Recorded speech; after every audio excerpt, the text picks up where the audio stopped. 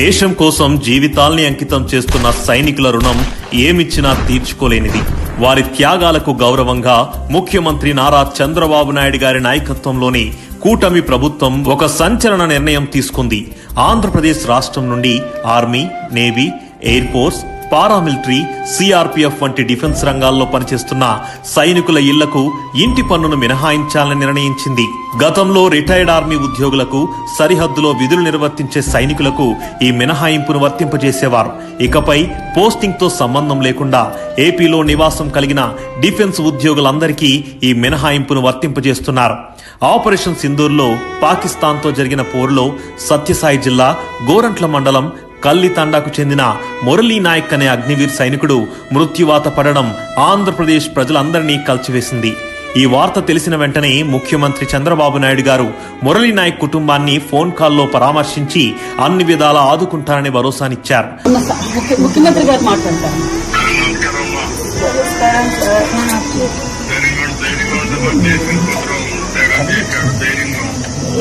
ధైర్యం ఉంటుంది సార్, వెళ్ళిపోయేస్తాను.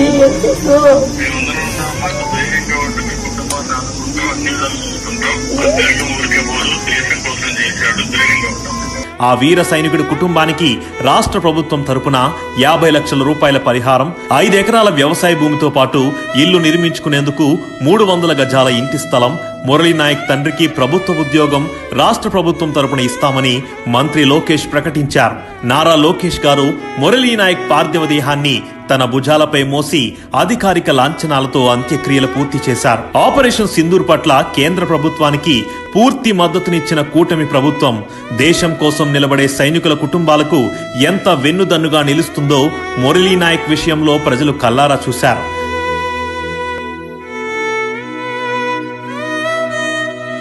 తాజాగా ఆంధ్రప్రదేశ్ రాష్ట్రానికి చెందిన సైనికులందరికీ ఇంటి పన్ను మినహాయింపు ఇస్తూ నిర్ణయం తీసుకోవడం కూటమి ప్రభుత్వం నిబద్ధతకు అద్దం పడుతుంది. So we stand by our armed forces, we stand by every soldier who has left their family behind to protect our great motherland. Today we are all able to stand here because of their protection, and we should never forget this.